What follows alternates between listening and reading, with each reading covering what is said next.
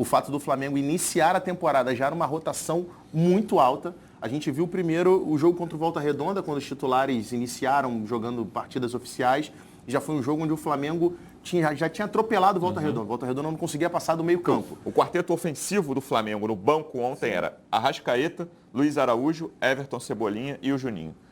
Olha essa diferença. E aí a gente viu um Flamengo, como eu disse aqui, né, muito valorizado também pelo adversário, né, porque você está falando de um Flamengo que começa a temporada já derrotando no primeiro confronto, né, na primeira grande final, e contra um rival local. Meus amigos, e a imprensa está repercutindo, né, o ótimo momento que vive o Flamengo do técnico Felipe Luiz, que simplesmente atropelou o time do Botafogo na final da Supercopa Rei do Brasil de 2025. E é claro que nós vamos aqui acompanhar os comentários e as análises da galera aí do Sport TV, ali, né, da redação pela manhã, tá bom? Então vem comigo e vamos acompanhar o que eles analisaram desse confronto entre Flamengo e Botafogo e também, né, projetaram sobre o futuro do Flamengo, do técnico Felipe Luiz, que, ó, vou falar pra vocês, está colocando medo nos adversários. Vem comigo agora e roda aí, produção!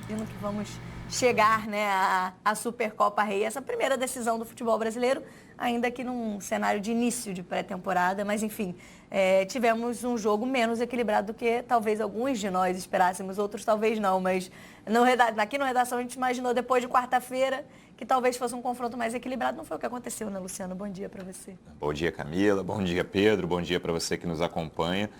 Venceu quem levou janeiro a sério. E a gente vai imaginar, janeiro deve ser levado a sério no futebol brasileiro? Eu acho que sim. O exemplo do Botafogo de 2024, quando o treinador só chegou em abril, diz que não necessariamente é possível ter um ano bem sucedido sem levar janeiro a sério. O que o Botafogo fez em 2025 foi, pegou o mês de janeiro, jogou no lixo, só o Arthur como reforço, Botafogo com um banco de reservas formado basicamente por garotos, e o Flamengo levou janeiro a sério, trouxe 2 reforços, um deles estreou ontem ali já na reta final do jogo, mas com um elenco bem forte que o Flamengo tinha, não perdeu alguns de seus principais jogadores, como foi o caso do Botafogo, e o Flamengo ficou barato. O placar 3-1, o Botafogo tinha goleado o Flamengo no ano passado, 4-1 no Brasileiro, né? Um jogo que ficou muito marcado para as torcidas. O Flamengo perdeu a chance de retribuir, mas foi campeão e com todos os méritos, ótima atuação do Flamengo, muito superior ao Botafogo em campo, muito merecido e muito tranquilo, relativamente fácil de explicar por que o Flamengo foi tão superior assim ao Botafogo nesse jogo. Bem por aí, né, Pedro Moreno? No início de temporada que, pelo menos depois do jogo de ontem, coloca muito claro onde estão os dois times nesse início de temporada, né? Bom dia para você. Pois é, tudo bem. Bom dia, Camila. Bom dia, Luciano. Todo mundo ligado com a gente no Redação. Assim, eu já tinha colocado um favoritismo. Eu acho que todo mundo, de certa forma, esperava um favoritismo do Flamengo. Agora, obviamente, eu não esperava que fosse algo desse tamanho, dessa proporção. E eu acho que ficou muito claro ali. Óbvio que a gente tem que, nesse início de temporada, se trata de uma Supercopa, é um jogo único. A gente sempre fala aqui, né? Tanto pelo lado negativo quanto pelo lado positivo, a gente sempre tem que ter muita parcimônia para observar e analisar tudo pelo contexto desse início de temporada. Agora, do lado do Flamengo, me chama muita atenção, porque acho que também é surpreendente o fato do Flamengo iniciar a temporada já numa rotação muito alta. A gente viu primeiro o jogo contra o Volta Redonda, quando os titulares iniciaram jogando partidas oficiais. Já foi um jogo onde o Flamengo já tinha atropelado o Volta Redonda. O Volta Redonda não conseguia passar do meio campo. E aí a gente colocava uma interrogação ali, mas é o Volta Redonda, é um time que é tecnicamente muito inferior e tal, ok. Aí a gente viu na partida seguinte entrarem os reservas, e que chamou muito a minha atenção também foi os reservas com o mesmo padrão tático de movimentação, mesmo sendo jogadores com características diferentes, mas que a ideia de jogo estava muito clara, a repetição do que é o time titular. Isso não é fácil, pelo contrário, é muito complexo você mudar peças, você girar o time e você manter o mesmo padrão de comportamento. E o Flamengo apresentou isso no segundo jogo. E aí, quando a gente vinha para o terceiro jogo do Flamengo, o time principal do Flamengo na temporada, para um clássico, para uma decisão, se imaginava pelas peças uma superioridade do Flamengo, mas foi novamente um outro atropelo do Flamengo, só que aí sim, com um time ali que tecnicamente é o que o Flamengo vai enfrentar ao longo da temporada. Então, pelo lado do Flamengo, tem me chamado muita atenção isso. Um início de temporada com uma organização, com uma intensidade que não é normal para esse período do ano. E do lado do Botafogo, obviamente não tem que ter um sentimento de terra arrasada, mas eu acho que liga um grande alerta para a temporada, e a gente vinha falando desde o início de janeiro que o planejamento do Botafogo estava atrasado. E o que era dito pela diretoria, enfim, era que não, está dentro do planejamento, está dentro do que a gente espera, a gente vai com calma e tudo mais. Só que assim, o Botafogo, de fato, o torcedor do Botafogo ainda está anestesiado pelo que aconteceu no ano passado, e tem que estar mesmo, porque foi algo histórico. Pouquíssimos clubes na história do futebol brasileiro fizeram o que o Botafogo fez no ano passado.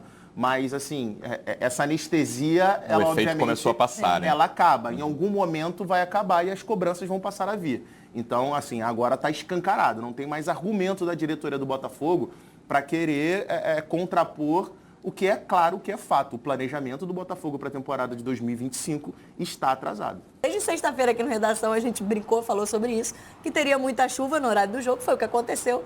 Precisou ser interrompido aos 15 minutos, voltou 1h15 depois. E não mudou, né? O cenário continuou de um Flamengo muito dominante nos dois tempos. O Flamengo começou melhor. Quando voltou da chuva, o Flamengo está ainda melhor.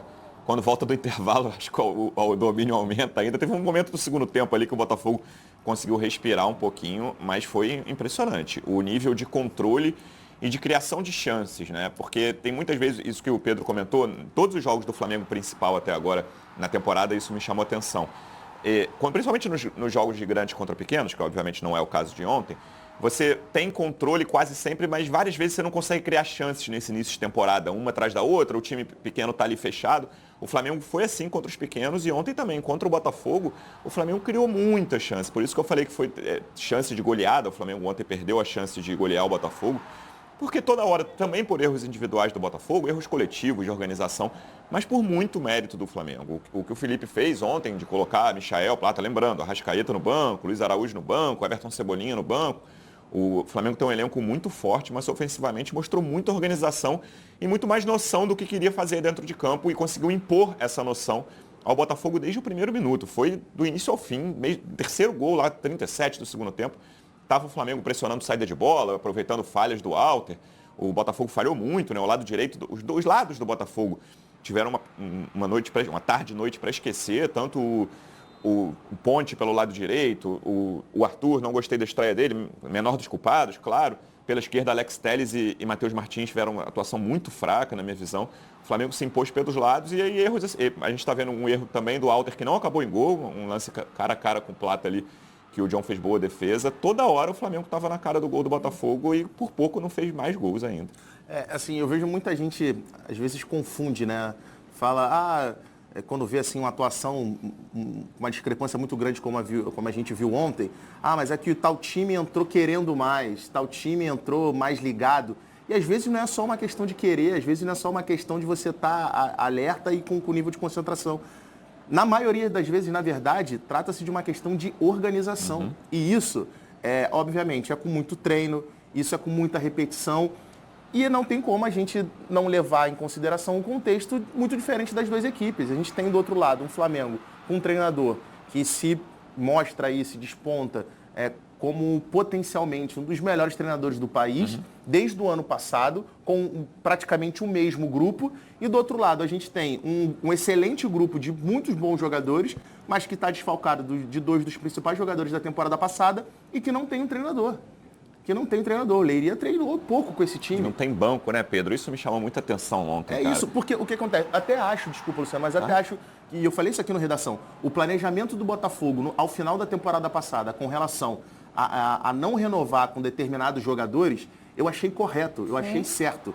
A saída do Eduardo, a saída do próprio Tietê, enfim, e do outro grupo de jogadores, Marçal, eu achei certo porque precisava de fato de uma renovação e eram jogadores que eu não imaginava mais, pelo time que o Botafogo criou, eu não imaginava mais esses jogadores conseguindo disputar, brigar por posição de titulares.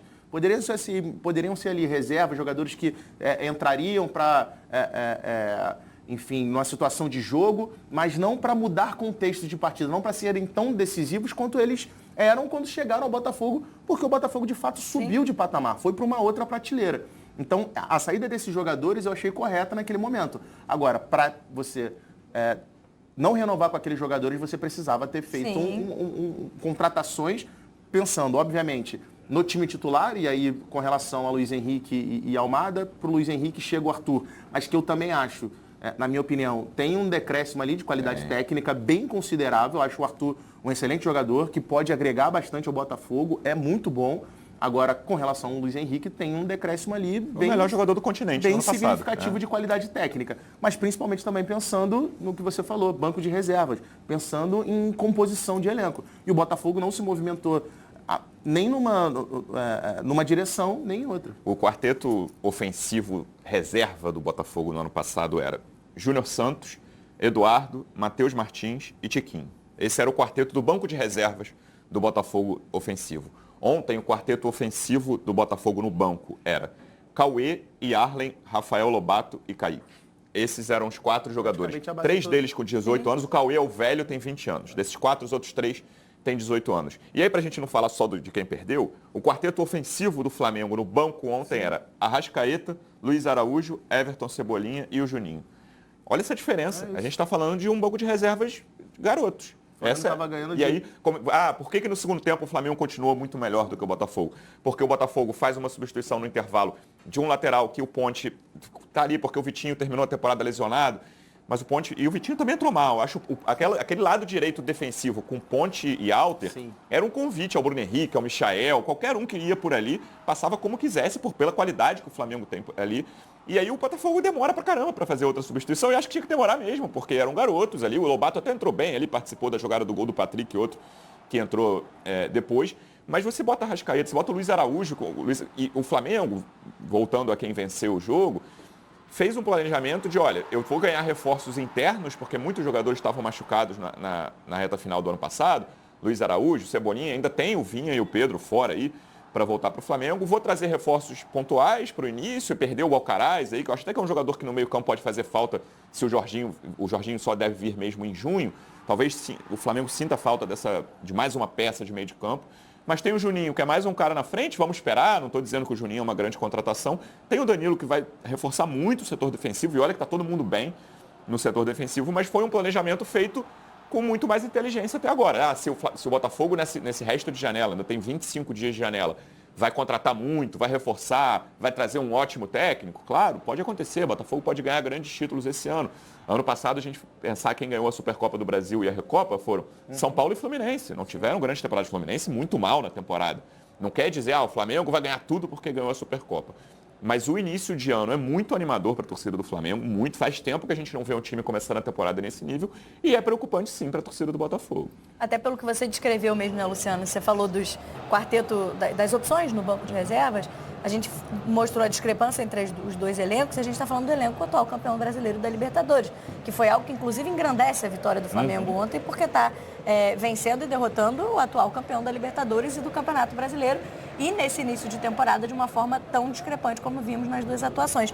Mas acho que o Pedro traz um ponto importante sobre essa questão talvez do discurso que foi feito pelo Botafogo no ano passado, né, que era jogadores que têm alto salário, contratos que estão se encerrando e abrem portas, né, para essa renovação, e não aconteceu, né, os altos salários não estão sendo mais pagos pelo Botafogo, mas não veio ninguém para ser opção justamente com essa liberação financeira que teve com esse encerramento de contratos. E, por outro lado, a gente vê um Flamengo... E aí acho que o Pedro foi perfeito, a gente não tem como nem botar o Leiria nessa discussão, porque a escolha do Botafogo é muito claro que ele não está ali como... É um interino muito enquanto o Botafogo decide o que vai fazer em relação ao seu técnico, então nem tem como julgá-lo muito. A gente teve uma amostra minúscula desse Botafogo titular, que foi na quarta-feira, foi um clássico contra o Fluminense, isso talvez acendeu essas expectativas até nossas, né, de ver um time muito parecido com a forma de jogar do ano passado, então gerou expectativas de um jogo mais equilibrado ontem. Ao mesmo tempo tem uma alteração, eu acho que isso é talvez o grande indicativo desse planejamento, e aí para ontem, talvez feito de maneira, como não foi feito de maneira mais desculpe a redundância, mas mais planejada do que se esperava, a própria estreia do Arthur como titular ontem. Me parece, de certa forma, um pouco precipitado pela falta de opções, porque o Rafael Lobato foi o titular contra o Fluminense, porque era o jogador com essas características, aí o Arthur chega numa decisão, ainda que seja uma decisão, como a gente já apontou aqui, não significa talvez tanto para a temporada, mas é uma decisão, aí vai o Arthur estrear como titular, assim, com 3 treinos, uma semana de treinos com a equipe. talvez, acho que isso seja um grande exemplo de como essa preparação tá. A gente está vendo ali um início de temporada, uma pré-temporada, talvez, ainda do Botafogo. Repito, atual campeão da Libertadores e do Campeonato Brasileiro. Assim, eu sei que o Botafogo nos últimos anos não tem contratado exatamente pensando no trabalho do treinador, até porque foram muitas trocas, mesmo com o sucesso do clube nos últimos anos, foram muitas trocas de treinadores. Algumas delas, por exemplo, que o Botafogo não teve culpa nenhuma. A saída do Luiz Castro, por exemplo, foi O próprio Arthur Jorge. o próprio também, Arthur né? Jorge. Mas, assim, faz muita falta você não ter um comandante ali justamente para conseguir... Teve uma informação ontem, se eu não me engano, foi a Lívia Laranjeiras que trouxe na transmissão do Sport TV, foi a Sofia Miranda, trouxe a informação que o Flamengo faz 2-0 e vários jogadores do Botafogo estavam em pé na área ali destinada ao treinador, passando informação para os jogadores em campo. Isso por quê? Porque claramente tem ali uma ausência de comando. Então, assim, o jogador fica perdido em campo também. Você está enfrentando um adversário que está melhor do que você, está tomando um atropelo, está 2-0 para o adversário e era muito claro que o Botafogo não sabia o que fazer exatamente com a bola. O Lucas Halter, tudo indica que está até negociado já com Vitória, mas assim, uma atuação desastrosa, várias atuações muito ruins dele, mas ontem eu acho que talvez seja que vai ficar no imaginário do torcedor do Botafogo ali para sempre, quando lembrar do Lucas Halter. É a atuação muito ruim que ele teve ontem, três falhas gritantes, em uma delas não saiu o gol, mas não tem como, na minha opinião, a gente não considerar a ausência de um treinador para um jogo desse tamanho. Eu até, assim, concordo que talvez a gente tenha, em determinado momento, supervalorizado a Supercopa, porque realmente... abre a temporada, mas você está pegando ali 2 grandes campeões, então a gente tem que ter muito cuidado para poder entender o que vai ser esse jogo único, porque é o restante da temporada, que na verdade, para o restante da temporada em si, significa muito pouco, mas a gente também não pode tirar a relevância do que é um confronto entre 2 equipes, entre 2 rivais estaduais, e eu acho que o Botafogo, de certa forma, subestimou um pouco isso, ou simplesmente tirou completamente a importância disso dentro do planejamento do time para a temporada. A gente fala de Carlos Leiria, de Halter, eu falei do Ponte, alguns jogadores e um treinador que não estiveram à altura e que era mais ou menos esperado, né? O Halter, na última rodada do Brasileiro, vale lembrar, quando o Botafogo é campeão contra o São Paulo, joga o Marçal de zagueiro, mas não joga o Halter. Precisava botar alguém na zaga, joga o Marçal de zagueiro. Não chega a ser nada surpreendente. Claro, ninguém imaginava uma atuação tão ruim assim do Halter, mas ele fez uma temporada fraca em 2024, numa ótima temporada do Botafogo. Ele começou como titular, na verdade, e perdeu a vaga porque realmente... Então, a gente pode falar de Carlos Leiria, a gente pode falar de Halter, pode falar de Ponte, mas o responsável pelo que aconteceu ontem principal é quem faz o planejamento do Botafogo, que é o John Textor, que deve ser louvado nos títulos, mas ele não respeitou a rivalidade. Ontem o Botafogo desrespeitou a rivalidade, não foi o Halter, não foi o Leiria, foi o Textor, que é o responsável pelo planejamento do Botafogo. E aí a gente viu um Flamengo, como eu disse aqui, né, muito valorizado também pelo adversário, né, porque você está falando de um Flamengo que começa a temporada já derrotando no primeiro confronto, né, na primeira grande final nesse meio do caminho, né? Porque assim, o Flamengo, na verdade, ele tem a ruptura ali com a saída do Tite e a chegada do Felipe Luiz, e naquele momento, assim, é uma curva progressiva muito grande. E aí o Flamengo ganha um ânimo a partir da chegada do Felipe Luiz e aí tem uma reta final de temporada muito boa, com título de Copa do Brasil, que na verdade dá ao torcedor do Flamengo um sentimento de muita esperança para 2025, mas principalmente assim também fica aquele sentimento de, cara, tá vendo? A temporada poderia ter sido muito melhor. É óbvio, termina com uma conquista, com um título nacional enorme da Copa do Brasil, lembrando, atropelando também o time do Atlético, mas fica aquele sentimento, pô, poderia ter sido melhor, a gente poderia ter ido adiante em outras competições. E aí, quando corta para a temporada 2025, obviamente, você não tem nenhuma garantia de que o início da temporada vai ser, como você disse, uma sequência do bom final de 2024 que foi. E o torcedor do Flamengo, que terminou 2024 muito esperançoso, começa 2025 ainda mais animado. É claro, como a gente falou aqui, não tem nenhuma garantia que o título de Supercopa faz com que o Flamengo vá ter um excelente 2025, que o Flamengo vai ganhar tudo em 2025. Agora, é muito difícil a gente imaginar que com o elenco que o Flamengo tem, com o treinador que o Flamengo tem, com as atuações que tem demonstrado nesse início de ano, embora o recorte ainda seja muito curto, é muito difícil a gente imaginar que o Flamengo não vá brigar pelo título em todas as competições que vai entrar, como tem acontecido nos últimos 5, 6 anos, pelo menos. Lembrando que o Felipe assumiu na semana da semifinal da Copa do Brasil. Sim. E já tem uma atuação, o jogo de ida contra o Corinthians da semifinal. O Flamengo ganhou por 1-0 e o primeiro tempo, principalmente, o Flamengo podia ter ganhado por 3 ali tranquilamente. É mais surpreendente aquele jogo, na minha opinião, do que o Flamengo ter voado ontem. Porque o Flamengo ainda ganha esses reforços. Por exemplo, o De La Cruz fez um segundo semestre muito problemático ano passado, sofrendo com lesões, não conseguiu jogar. Ontem teve ótima atuação ali no meio de campo, com o Pulgar, com o Gerson. E aí os pontas, né? O Michael e Plata são dois jogadores que inicialmente superior pelos lados e pelo meio também. As opções que o Felipe tem, a forma como ele tem jogado, ele diz na coletiva, né? Com todas as dificuldades, desde o início eu quis colocar um estilo de jogo que fizesse o torcedor se identificar com esse estilo. Isso tem acontecido. O torcedor do Flamengo, a grande preocupação ontem foi a última pergunta da coletiva do Felipe, foi: Felipe, o torcedor fala muito do Jorge Jesus, que saiu logo depois, assim que teve uma proposta do Benfica. E aí, você vai ficar? Ele diz: não, eu quero ficar muito. A preocupação do torcedor do Flamengo hoje com o treinador não é, tem que demitir, não, é ruim. Cara, esse cara pode ir para a Europa, esse cara pode ir para a seleção, né? Daqui a pouco vai perder no meio da temporada. O início de trabalho do Felipe Luiz até agora, claro, é um recorte pequeno, como você falou, é espetacular. Não, só para amarrar sobre o Felipe Luiz, é que assim, ele tem, até pelo conhecimento, pelo tamanho que ele tem no futebol europeu, um dos grandes jogadores assim, de identificação, por exemplo, do Atlético de Madrid, um cara que é adorado pelo Simeone, que é um dos grandes treinadores. Aí já pensa, será que o Atlético vai querer levá-lo quando o Simeone sair? Já tem isso. O Felipe Luiz, diferentemente dos treinadores que a gente tem, dos bons treinadores que a gente tem no futebol brasileiro, ele, diferentemente desses caras, ele tem essa capacidade de furar a bolha. Ele tem entrada, ele tem um caminho direto do mercado. Não tô, assim, se de repente não o Atlético de Madrid, mas um outro clube relevante no futebol espanhol, que olhe. Então, assim, ele tem essa capacidade de furar essa bolha. Já é um cara respeitado também, né, no mercado do futebol europeu. Vamos ouvir, então, o Felipe Luiz, abre aspas para o técnico do Flamengo, falando sobre o título de ontem. O plano de jogo saiu à perfeição. Em todo momento, a maneira que nosso time pressionou, os jogadores compraram a ideia, fizeram e executaram tudo que a gente planejou e acabou dando certo, fiquei muito feliz. Foi um jogaço, jogo impecável e um título mais que merecido nosso e principalmente dos jogadores. Essa conexão que eu tenho com eles, provavelmente eu jamais terei em outro lugar, porque ou em outro clube, ou em outro momento, ou em outros anos aqui, mesmo no Flamengo, porque desses jogadores que estão aí, acho que são 27, se eu não me engano, mais o Pedro e o Vinha que ficaram lá, eu joguei com todos menos com 5. Então, o treinador tem essa vantagem, né, esse privilégio. Eu conheço esse vestiário, eu conheço o que se fala aí dentro. Eu conheço quando eles também dão risada de mim lá dentro. Quando eles ou falam mal de mim, eu conheço tudo. Eu vivi no meio deles, eu ri, eu chorei junto com eles e eu parto com vantagem nesse quesito.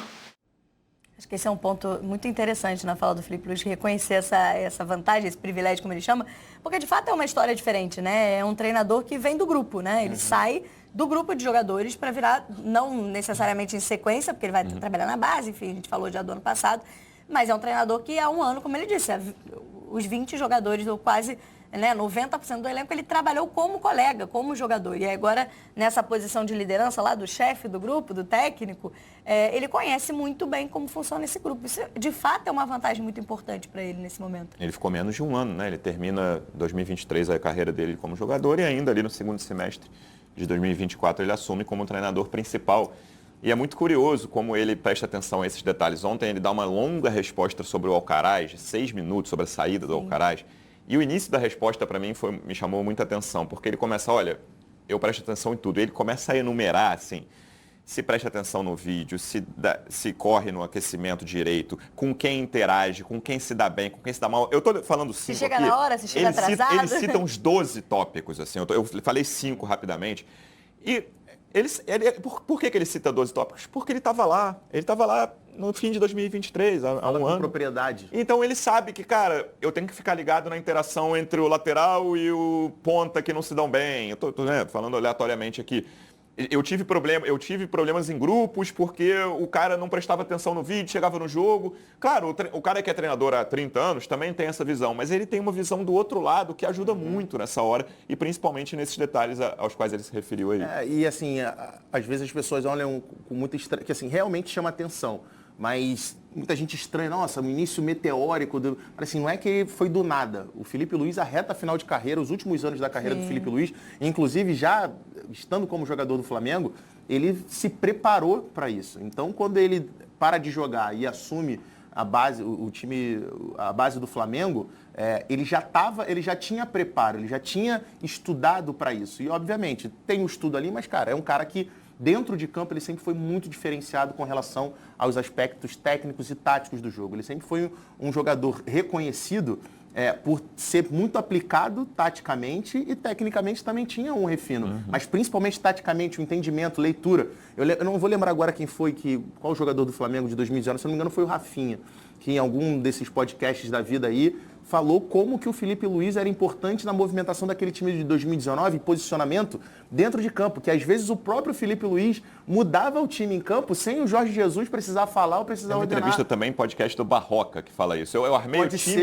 o time para isso, o Felipe Luiz com uma orientação dentro de campo, matou tudo que eu tinha planejado para o jogo. Então assim, é o tipo de jogador, é o tipo de caso que você não encontra o tempo todo ali na esquina. Ele realmente é um cara muito especial. E aí, acho que vale essa referência que o Luciano fez à resposta do Felipe Luiz sobre Alcaraz, porque mostra muito também do que tem sido o Felipe nas entrevistas coletivas. Eu acho que isso acrescenta muito para a nossa discussão aqui. Como eu gosto do Marcelo Barreto falar vocês da imprensa, a gente às vezes reclama muito de treinadores atualmente, né, que não gostam muito de falar do jogo, que às vezes diante de uma derrota fogem a pergunta sobre tecnicamente ou taticamente como organizaram o time. E a gente vê um Felipe respondendo a todas as perguntas de uma maneira que parece muito franca, muito sincera, com muita educação, muito respeito pelos profissionais que estão ali também. Acho que isso é um destaque importante. Isso, acho que na resposta do Alcaraz até foi surpreendente. Porque a gente está tão acostumado aos treinadores serem evasivos que eu acho que não sei se vocês tiveram essa sensação. Transparência de... Rolou a pergunta, eu falei, vai dizer que quis ir para outro clube, acabou e vamos mudar de assunto. Ele responde de fato como ele promete, longamente, e dá todos os detalhes do ponto de vista dele, obviamente, mas dá todos os detalhes, pelo menos ali, para quem está acompanhando a entrevista, como ele viu essa saída, como ela se encaminhou por tudo isso, por ele acompanhar o dia a dia dos jogadores, fala da conversa que ele teve, né, com o Alcaraz, em que o Alcaraz pergunta qual vai ser a utilização dele, e ele é muito franco, fala, nesse momento você está atrás... Está no fim da fila. Está no fim da fila do meio campo, do ataque do Flamengo, então você vai ter que, né, buscar esse espaço, e ele entende que o melhor para o caminho dele é seguir para o Everton, e acho que ele passa para o Boto, em que tem uma parceria interessante, mas explica o que pareceu, acho que na última semana, surpreendente para todo mundo essa saída do Alcaraz do grupo. Eu achei fascinante essa resposta, porque até nisso que você falou de vocês da imprensa, nas entrevistas coletivas, não só treinadores, mas treinadores em geral, é comum a gente ouvir algo assim, eu não me incomodo com o que vem, eu não vejo nada, não sei o que estão falando. E o Felipe Luiz, sem dizer o contrário, ele fala só assim, eu recebi muita coisa esses dias. Claramente ele está muito ligado no que está sendo dito. Eu não estou falando só pela imprensa, tem as bolhas de redes sociais de torcedores ali, né? Os rubro-negros especificamente. Ele vai atacando narrativa por narrativa que foi dita desde sexta-feira, quando foi anunciado o empréstimo do Alcaraz para o Everton. O Felipe pediu. Aí ele cita o Lohan no meio da resposta, porque o Flamengo está para vender o Lohan, considerado uma das maiores joias da base, e não é um valor muito baixo. Ele começa a atacar narrativa por narrativa. Fabrício ali. Bruno entrou na resposta. Exatamente. Todas as saídas, né? Porque, e aí tem uma coisa curiosa que ele fala, a minha primeira conversa com o Boto, dia 23 de dezembro, que eles se encontraram em Portugal, né? O Boto nem tinha assumido aqui no Brasil ainda, ele falou, eu falei de todos os jogadores com o Boto, em algum momento eu disse... Eu me preocupo com o Alcaraz, por causa do preço que ele custou, chegou em agosto, a contratação mais cara da história do Flamengo. Então, tudo aquilo ali, ele foi construindo o raciocínio dele de forma que eu achei fascinante, achei uma ótima resposta dele e me chama atenção porque, olha, é muito difícil, claro, não vou dizer que é impossível um treinador não saber o que está sendo dito por ele no mundo atual de redes sociais, que o cara não precisa olhar nada e ele está recebendo dos amigos ou de alguém que ele conhece ali por mensagem. Olha esse vídeo aqui, olha esse cara, o que esse cara falou. Não vou dizer que é impossível, mas o Felipe Luiz... É importante, uma das atribuições de treinador no mundo atual olha, eu preciso me comunicar bem com os torcedores. E ontem essa entrevista foi uma aula de comunicação também. E essa resposta especificamente do Alcaraz, olha, eu vou explicar aqui em 6 minutos e meio, eu fui olhar antes do programa, quanto tempo durou essa resposta. Em 6 minutos e meio eu vou explicar porque 5 meses depois de fazer a maior contratação da história do Flamengo, esse cara está sendo emprestado e, ao que tudo indica, as metas são simples, ele vai ser vendido ao Everton. Eu vou explicar todo o meu raciocínio. Você pode concordar e discordar, tá tudo certo. Eu não sei se o Flamengo fez um bom negócio, não trazendo o Jorginho agora. Eu acho até um mau negócio emprestar o Alcaraz para o Everton agora, porque eu acho que é um corpo a menos numa posição que o Flamengo não tem tantas opções ali, primeiro, segundo homem de meio de campo. Eu acho um mau negócio. Mas o raciocínio está perfeitamente explicado pelo Felipe Luiz. É isso que eu falei, o ponto de vista dele, né? Você pode até trazer o Alcaraz discordar de alguma coisa, mas enfim, ele consegue, de fato, esclarecer o ponto de vista do Felipe Luiz, do Boto e do Flamengo e do porquê aconteceu essa negociação, esse empréstimo do Alcaraz. Assim, a resposta, enfim, o Luciano já falou muito bem. Agora, eu acho que evidencia, na verdade, o Flamengo observou ali uma grande oportunidade de conseguir recuperar um dinheiro, talvez não todo, mas recuperar boa parte de um dinheiro investido pela diretoria anterior. Sim. E que muito claramente foi um investimento feito ali às pressas, nas urgências e muito com característica da diretoria anterior, que era isso, fazer grandes contratações de holofote, que parece ser um caminho diferente da atual diretoria. Então, obviamente, isso atrelado ao acompanhamento técnico, ao aval do Felipe Luiz, a todas as observações que ele fez e trouxe na resposta. E aí o Flamengo viu uma oportunidade de conseguir recuperar esse valor que foi investido, um investimento altíssimo, e aí acho que o negócio se encaminhou e não tem como... Eu, particularmente, não consigo achar que o Flamengo tenha agido errado. O que mais me estranhou, na verdade, foi a contratação ter sido a maior contratação da história, o valor que foi pago há 5 meses atrás. Agora, pelo que ele não apresentou em campo até aqui e por tudo que foi observado pela comissão técnica, acho que não tem como criticar esse movimento que o Flamengo faz. Meus amigos, tá aí, né? A imprensa rasgando elogios ao técnico Felipe Luiz e não era pra menos, né? O que o Felipe Luiz vem fazendo no comando do Flamengo realmente é impressionante, é sensacional, tá? Tenho certeza que o Felipe Luiz nos trará muitas alegrias ainda nesta temporada de 2025. Vou deixar aqui os comentários para vocês também, né? Comentarem sobre o técnico Felipe Luiz, o que você tem achado, né, do Felipe Luiz até aqui, né? E também desse time do Flamengo, que é um time que joga, né, de forma ofensiva, tá? Um time que joga pressionando, atacando, sufocando o adversário os 90 minutos. Vou deixar aqui os créditos pra galera aí do Sport TV, tá? O link deles está aqui na descrição desse vídeo. Vou pedir a você que ainda não é inscrito para se inscrever no canal, ativar o sino e deixar o like. Daqui a pouco eu trago mais um vídeo pra vocês. É uma pedrada atrás da outra, é um vídeo bom atrás do outro, porque isso aqui é nossa paixão, isso aqui é nosso amor. Fui, nação!